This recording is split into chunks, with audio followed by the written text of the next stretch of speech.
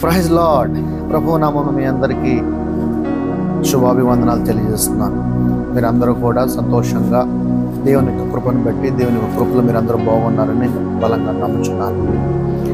కొద్ది దినముల నుంచి నేను మాట్లాడుతున్న ప్రతి కరెంట్ సిచ్యువేషన్ బట్టి దేవుడు నీతో ఆ కరెంట్ సిచ్యువేషన్లో ఎలా మాట్లాడుతున్నాడో అనే ఒక టాపిక్స్ మీద నేను మాట్లాడుకుంటూ రావడం జరిగి ఉన్నది.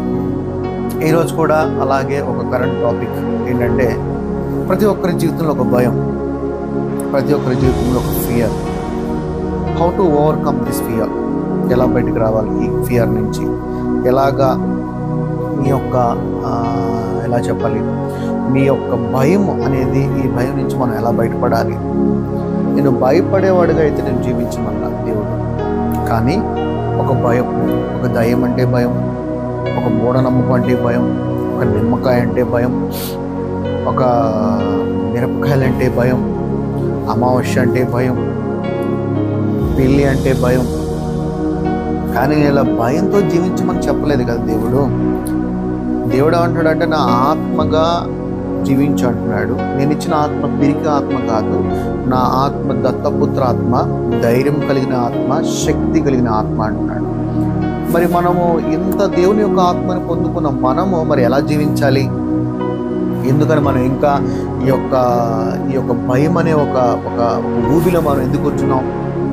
జీవితం అంటే భయం, అప్పు అంటే భయం, మనుషులంటే భయం, ఎటు చూసినా భయం భయం భయం. ఈ రోజున దేవుని యొక్క వాక్యము ద్వారా మీలో ఉన్న భయం యేసు నామంలో విడుదలవును గాక, పోవును గాక. భయం, ఆ భయం ఈరోజు మీ నుంచి వెళ్ళిపోను గాక. ఎందుకంటే నేను భయపడేవాడిగా జీవించమల్లా, నేను భయపెట్టేవాడిగా జీవించమన్నాడు.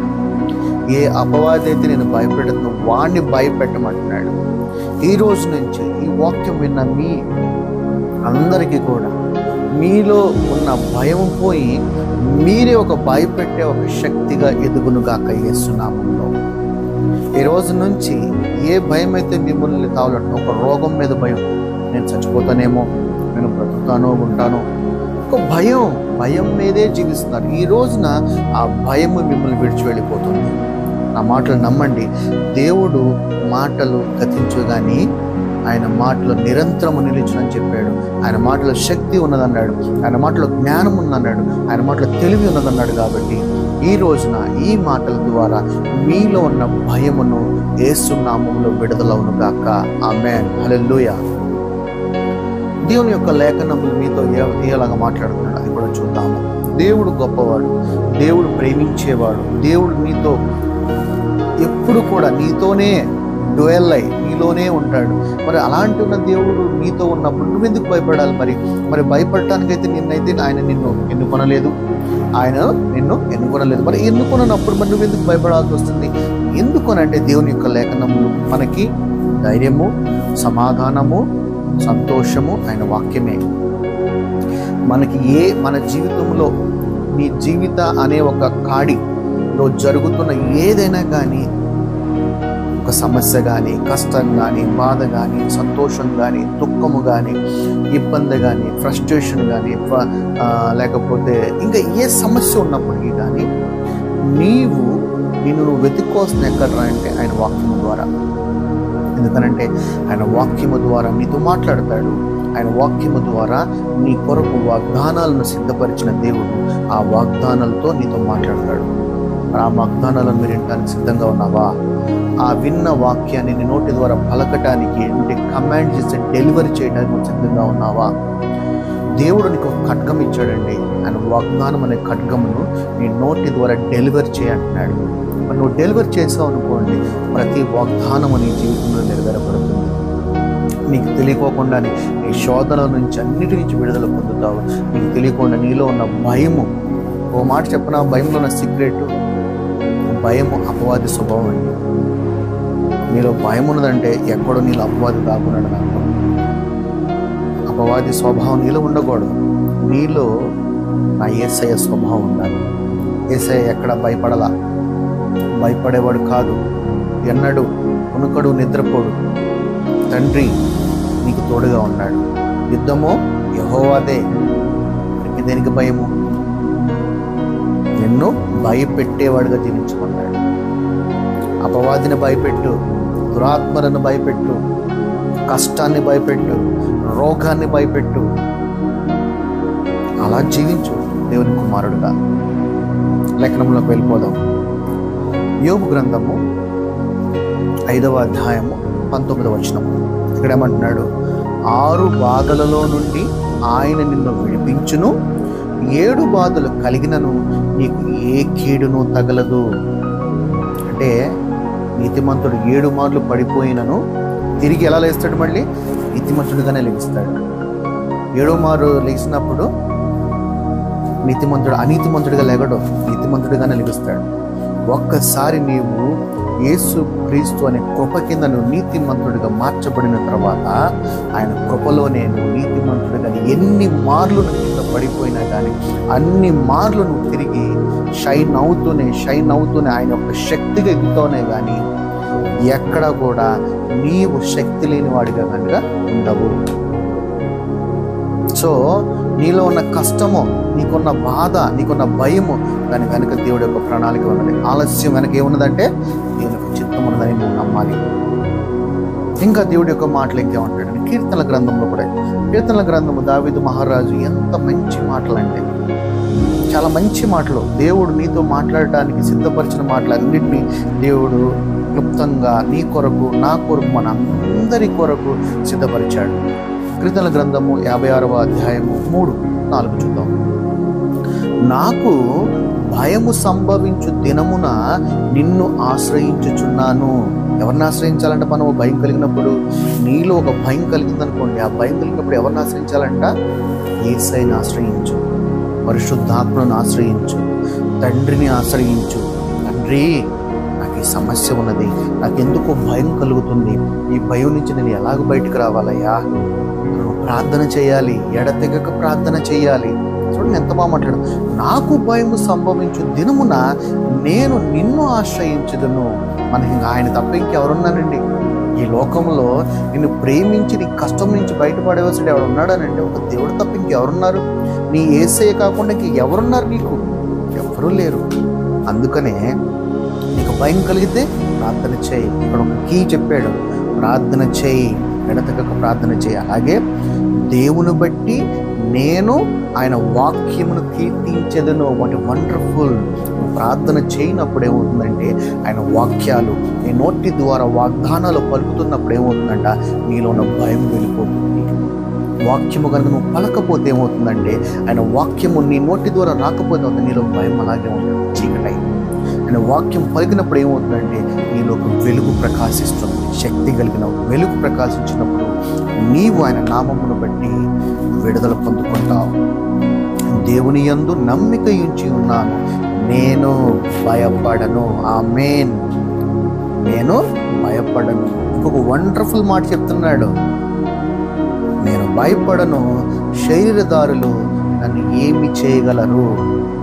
ఏ మనిషి నన్ను ఏం చేయగలరు? భయపడను. I never fear with anyone, any man, because my God is with me, my saviour is with me, my Jesus is with me. No one can touch. నన్ను ఎవడు కూడా ముట్టలేడు. నా తోడు, నా దేవుడు నాకు తోడే ఉన్నప్పుడు హూ ఈజ్ అగెనెస్ట్? నాకు ఎవడో. ఇక్కడ అదే చెప్తున్నాడు కీర్తనలు 56:3-4 ఏమంటాడంటే, ఏ మనిషి, ఏ శరీరధారిగా ఉన్నవాడు ఎవడైనా కానీ మరి ఎవడు కూడా ఏం చేయలేడు అంటున్నాడు. నమ్ముతున్నావా? నమ్ముట నీ వలనైతే నమ్మువానికి సమస్తము సాధ్యమన్నాడు. దేవుడు ఎంత బాగా మాట్లాడుతున్నాడు. భయపెట్టేవాడిగా నువ్వు జీవించాలి, భయపడేవాడిగా జీవించకూడదు. నీ నోటిలో నీ జీవం కలిగిన 4 వశంలో ఉన్నవాడు దేవుని యొక్క వాక్యమే. ఆయన వాక్యమే నీ నోటిలోంచి పలకాలి, యేసునామమును బట్టి. అలాగే కీర్తనల గ్రంథము 115 115 సూపర్ వండర్ఫుల్ వచనాలు ఉన్నాయండి. 11 యెహోవా యందు భయభక్తులు గలవారులారా, యెహోవా యందు నమ్మిక ఉంచుడి, ఆయన వారికి సహాయము, వారికి కేడెము. ఆయన ఒక కేడెంలాగా నీకు ఉంటాడంట. ఎలాగంటే నేను కవర్ చేసి ఉంటాడంట. ఆయన యొక్క దూత ద్వారా కవర్ చేస్తాడు. ఆకాశ అగ్ని స్తంభంతో నిన్ను కవర్ చేస్తాడు. ఎవరికి భయపడాల్సింది లేదు. ఆయన నీకు సహాయం చేయవాడై ఉన్నాడు. దేవుడు మాట్లాడుతున్న వాగ్దానాలండి ఇవన్నీ. ఈ వాగ్దానాలని మనము దేవుని ద్వారా నెరవేర్చుకోవాలి. ఇంకా మంచి మాటలు మాట్లాడుతున్నాడు. సామెతల గ్రంథము 3:7 నేను జ్ఞానిని కదా అని నువ్వు అనుకొనవద్దు, యెహోవా యందు భయభక్తులు కలిగి చెడుతనమును విడిచిపెట్టము. చాలామంది ఏంటంటే నేను చాలా విజ్డమ్ పర్సన్ అని చెప్పుకుంటూ ఉంటారు, కానీ దేవుడు అంటాడు దాన్ని విడిచిపెట్టే అంటున్నాడు. అలా అనుకోవద్దు, నీకు ఏదైనా కానీ వాక్యానుసారంగా నా మీద ఆధారపడు అంటున్నాడు. నీలో భయం పోవాలన్నా నువ్వు ఆధారపడాల్సిన ఆయన మీద. సో ఏ విధంగా చెడుతనమును విడిచిపెట్టేసి అంటున్నాడు. ఎందుకంటే చెడుతనము అపవాది స్వభావము, దేవుని యొక్క వాక్యము దేవుని యొక్క వెలుగై ఉన్నది కాబట్టి ఆ వాక్యము నిన్ను దీవిస్తూ నీలో ఉన్న భయాన్ని పోగొడుతుంది, నీలో ఉన్న ఆరోగ్యం ఇస్తుంది, నీకున్న సమస్యలకు పరిష్కారం చూపిస్తుంది. సమస్తము ఆయన నీకు తోడై ఉండి నడిపిస్తాడు. ఇలాంటి దేవుడు మనకు తోడుగా ఉన్నప్పుడు ఇంకొక మంచి మాట చెప్తాను. యెహోషువ గ్రంథంలో 1వ అధ్యాయము 9. యెహోషువ రైట్ ఇక్కడ ఉన్నాడు. నేను నీకు ఆజ్ఞ ఇచ్చున్నాను కదా, నిబ్బరము కలిగి ధైర్యముగా నుండుము, దిగులు పడకము, జడియకము, నీవు నడుచు మార్గమంతటిలో నీ దేవుడైన యెహోవా నీకు తోడై ఉండను. ఆమేన్, హల్లెలూయా. మనం నడిచే ప్రతి మార్గములో ఆయన మనకి తోడై ఉంటాడంట. ఎవడో కూడా ఏ శరీరధారి కూడా నిన్ను ముట్టడు, వాడు నిన్ను ఏమి చేయలేడని దేవుని యొక్క వాక్యము సెలవిస్తున్నది. అలాగే సామెతల గ్రంథం మళ్ళీ వెనకరండి.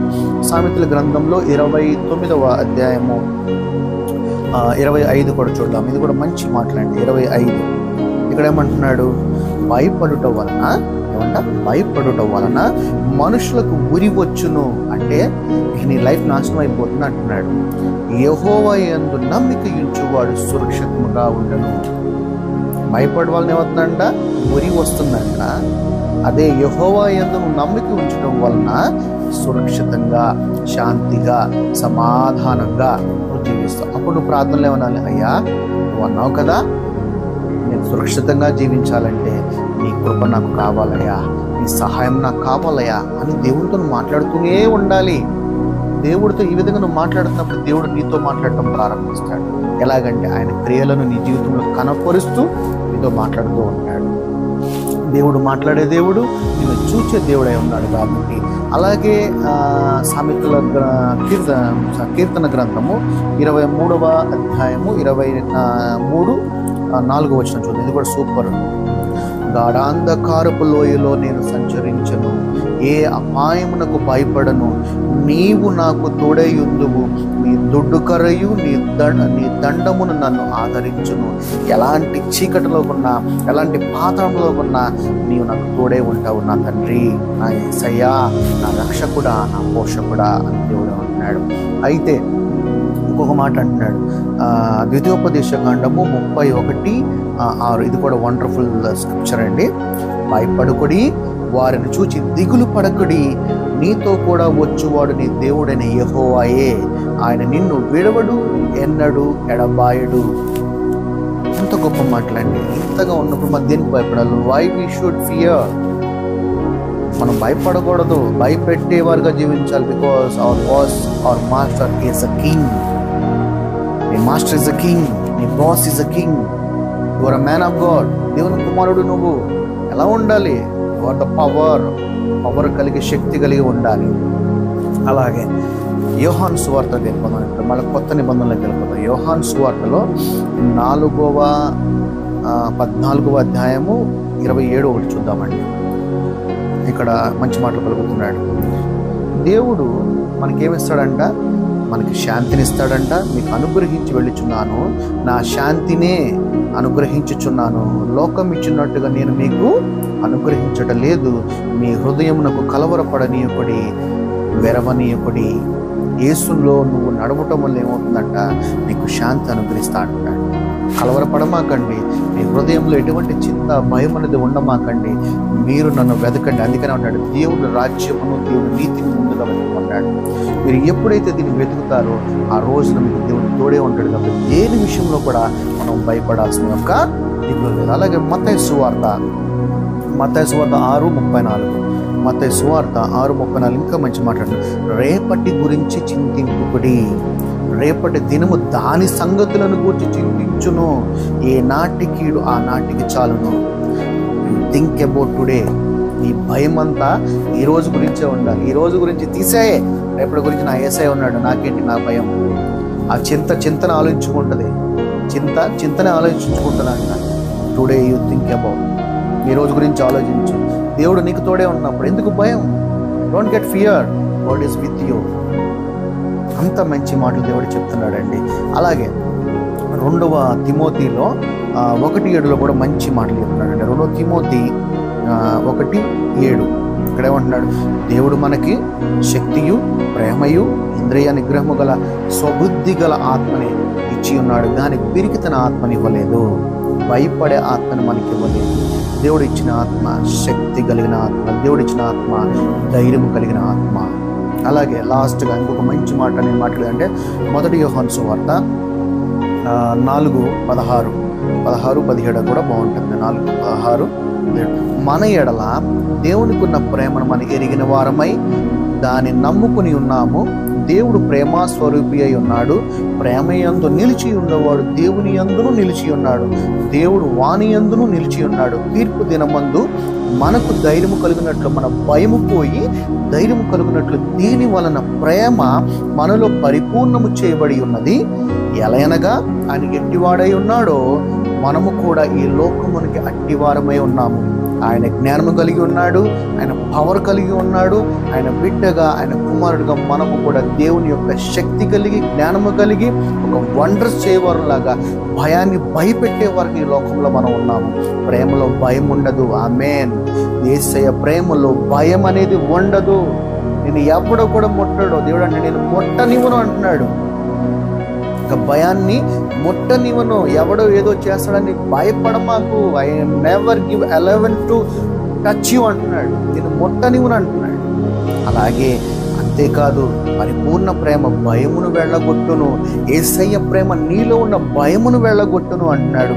భయము దండనతో కూడినది, భయపడువాడు ప్రేమ యందు పరిపూర్ణము చేయబడిన వాడు కాడు.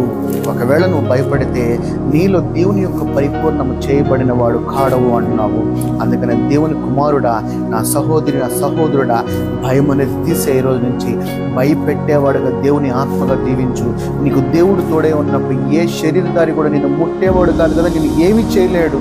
నీ నోట్లో ఒకటే, నేను ఎవడైనా భయపెడుతున్నాడా, నీలో భయం ఉందా, నీ మైండ్ యాక్టివ్ అవ్వాల్సింది. దేవుని యొక్క వాక్యం టక టక టక టక వాగ్దానాలు యేసు నామములను నువ్వు పలుకుతూనే ఉండాలి. నువ్వు పలుకుతూ ఉన్నప్పుడు ఆటోమేటిక్గా నీలో ఉన్న భయం ఏమవుతుందంటే బయటికి వెళ్ళిపోతుంది. యేసు నామంలో గద్దించు, డెలివర్ చేయి, రిబ్యూక్ చేయి ఆ భయాన్ని. In the name of Jesus I rebuke the fear inside me. అంతే, నీలో ఉన్న ఆ భయాన్ని రిబ్యూక్, గద్దించు, పారిపోతాడు ఆ భయం. నీలో యేసుతో నువ్వు నడిచినప్పుడు, ఆయన వాక్యము నీలో ప్రవేశించి వెలుగు వచ్చినప్పుడు భయం పోయి శాంతి, సమాధానము, ఆనందంతో, సంతోషంతో నీ జీవితంలో జీవించవచ్చు. ఈ వాక్యం విన్న మీరందరూ కూడా దేవుని నామములో దీవించబడాలని, మీలో ఉన్న భయము పోయి యేసు క్రీస్తు ద్వారా పొందిన యొక్క శక్తితో ధైర్యముగా జీవించాలని వేడుకుంటూ, ఈ వాక్య లేఖనాలు మీ హృదయంలో వెలుగు నింపాలని కోరుకుంటూ, ఈ వాక్యం మీరందరినీ కూడా ఆస్వాదింపబడాలని తెలుసుకుంటూ, ఇంకా ఏదైనా కొత్త టాపిక్స్ కానీ, ఇంకా మీకు ఏదైనా కావాల్సిన యొక్క లేఖనముల ద్వారా దేవుడు నాకు ఈ యొక్క సమస్యకి, నాకు ఈ క్వశ్చన్కి నాకు విడుదల కావాలి, ఈ ఆన్సర్ కావాలనుకున్నప్పుడు కామెంట్ బాక్స్లో, డిస్క్రిప్షన్లో మీ యొక్క ఏం కావాలనేది మీరు టైప్ చేసి పెట్టండి. దేవుని చిత్తమైతే దేవుడు మాట్లాడేవాడైతే మీతో మాట్లాడతాడు.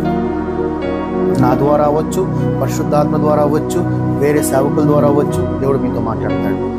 మీకు ఏ సమస్యకు పరిష్కారం కావాలో మీరు టైప్ చేయండి. God bless you all. Praise the Lord. Amen. Thank you.